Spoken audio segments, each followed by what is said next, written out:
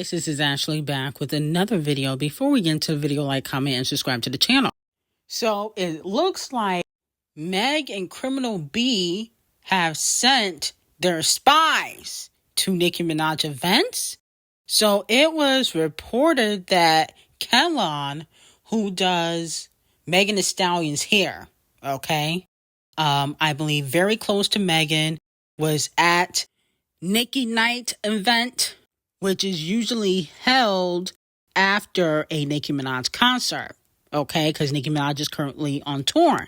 And so he was tagged with a bunch of other people for attending Nicki Night, and a lot of people feel like, he was sent as a spy because he recently called out Akbar V for listening and singing to Bigfoot at a Nicki Night in Atlanta, okay, because you know how much Akbar loves Nicki Minaj, and they was going back on social media, okay, and she also tweeted to Kellon, "You about to get fired. What you doing at my Nicki Night but talking ish about me on the mic of my hosting? Yeah, you ain't low. Now, why are you in the comments talking smack but pulled up to my hosting? Boy, social media is a clout place because you could have just scrolled past and shut the F up." So she called him out and said that he definitely was there in ATL at Nicki Night. Not only was he at Nicki Night, but so was Mr. Brown, who is also very close to Cardi B. He actually was on Instagram praising Criminal B's collaboration with Shakira, okay? And as we know, he unfollowed Nicki Minaj last year on Instagram after, I believe, she unfollowed him first, okay? Him and Carisha, they're very close to Cardi B. That's the side that they want to be on. So it looks like Megan and Botch and Bitter are sending their friends out to Nicki Night and probably at Nicki's concerts. I wouldn't be shocked if, Criminal B's team go to Nicki Minaj's concert to spy to see, what the hype is about because all of her shows have sold out. So they're probably going to the concert to tell Megan and Cardi B how to sell out their shows. And also probably looking at the production, the stage production, because Nicki Minaj definitely spent a coin on the stage production and the outfits. The outfits are custom made. So they're getting ideas, okay? Because there's no reason for Megan's stylist and Cardi B's friends to be at Nicki Night when y'all was dissing and keying about her, okay? But, I think that they are very shocked that Nicki Minaj is selling out and Megan is currently going on tour. Cardi B allegedly will be going on tour. So they're trying to take notes. Let me know how y'all feel about that.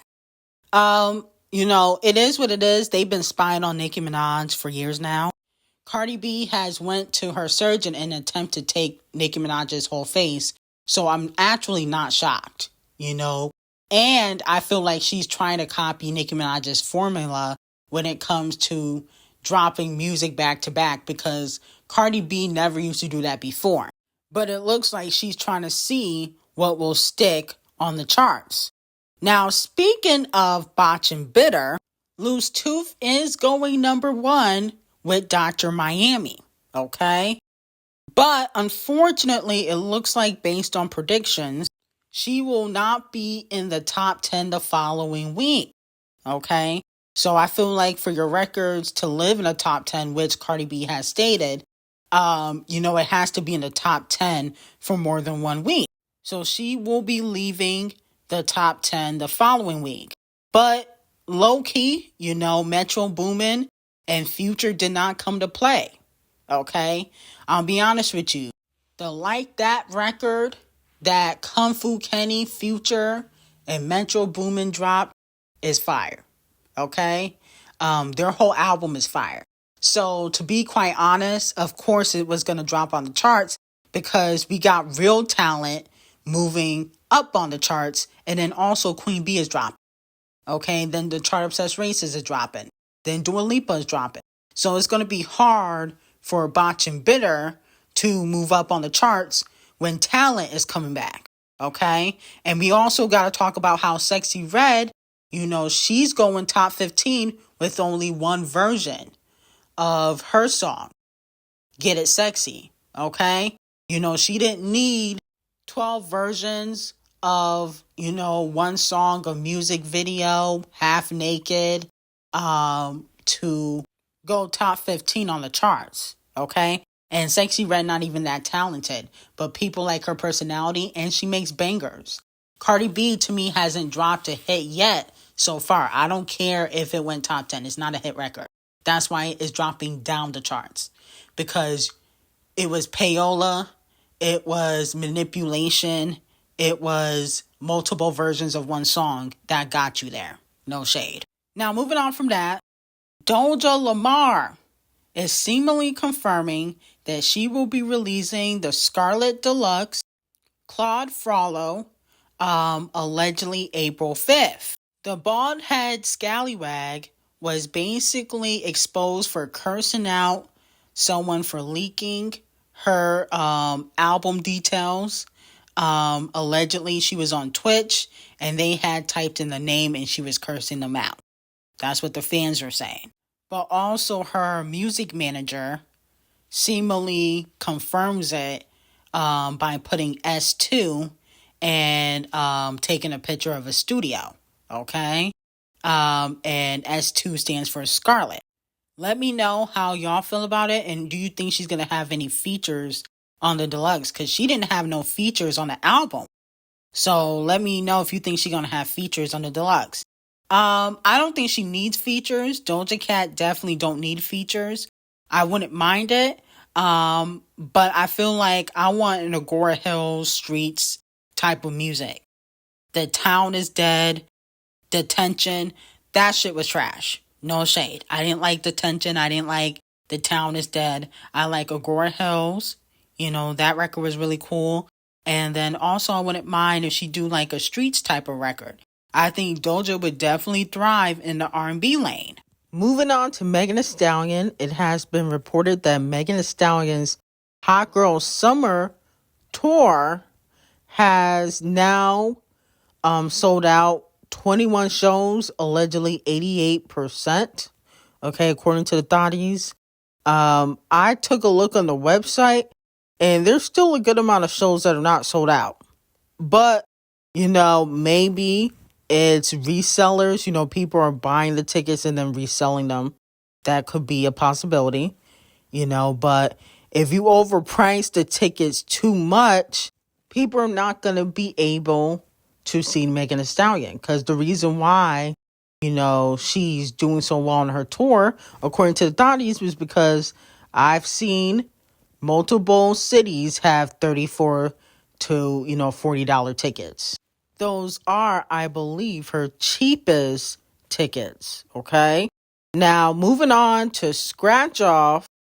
Allegedly, Scratch Off is trying to get a collaboration with Sexy Red.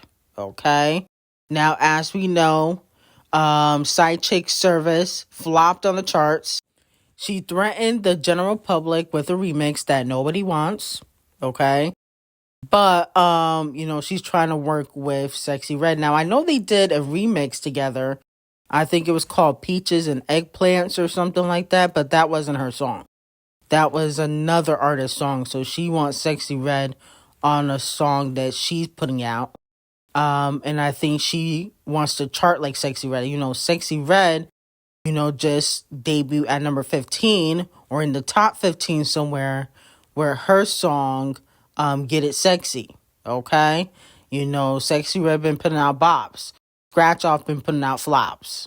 Now, Queen Bee's producer reveals that Queen Bee had finished Cowboy Carter before making Renaissance. The producer says, so a lot of people don't know, we actually had this first. So imagine having this timeless classic music first and having to wait. Then she came up with Act 1.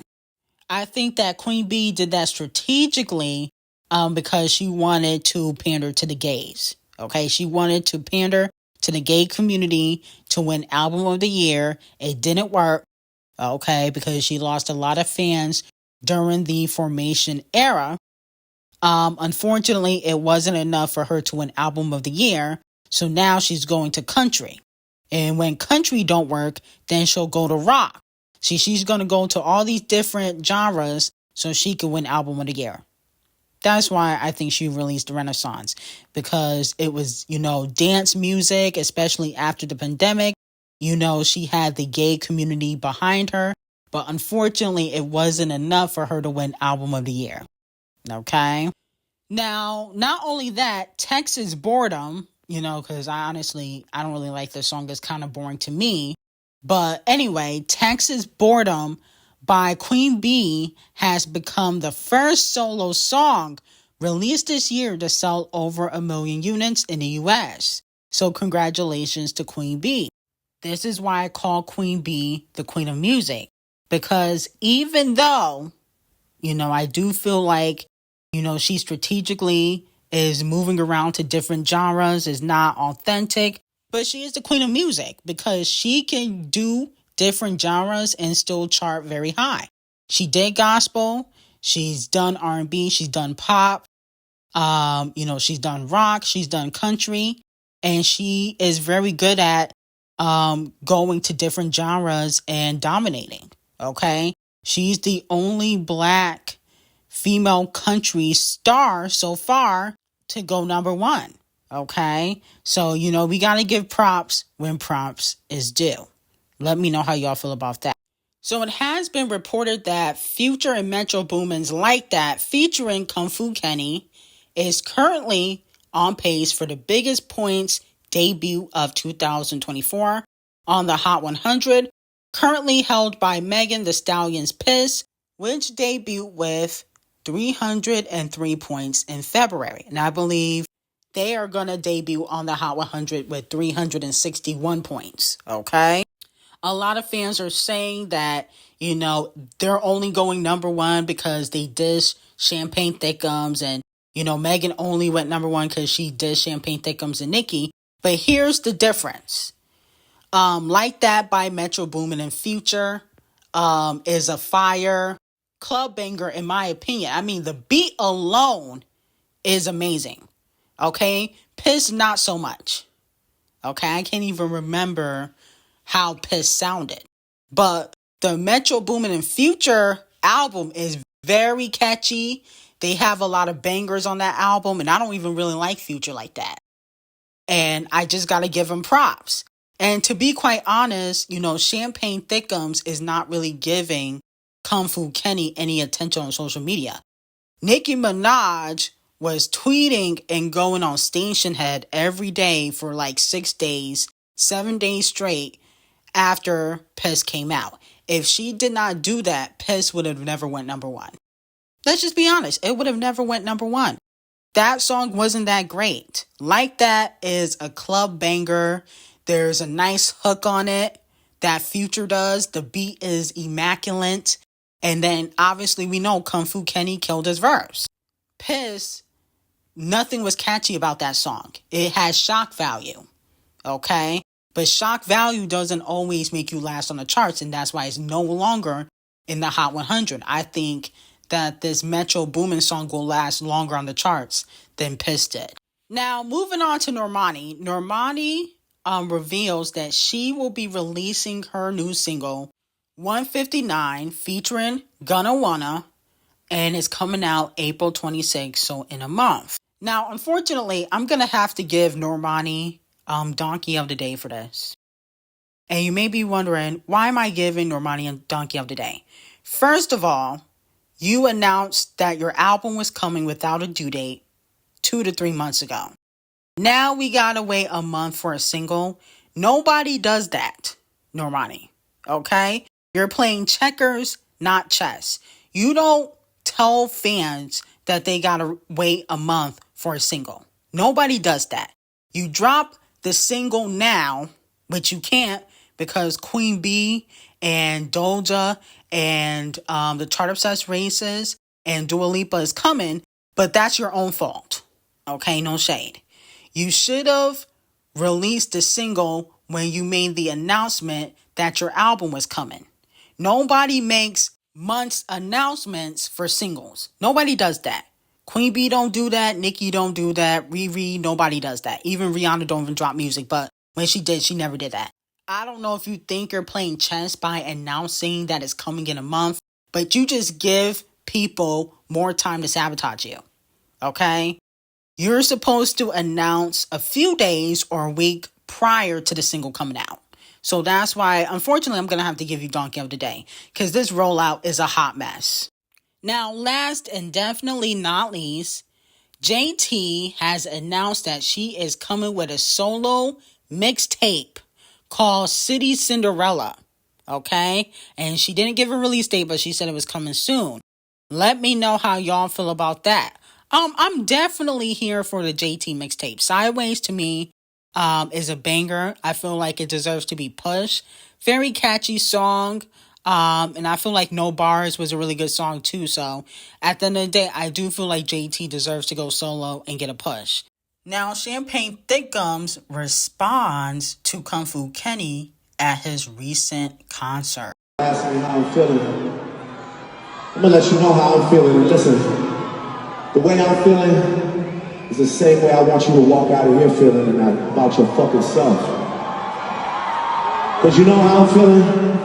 I got my fucking head up high, my back straight, I'm 10 fucking toes down in Florida or anywhere else I go, and I know that no matter what, it's not a nigga on this earth that can ever fuck with me in my life.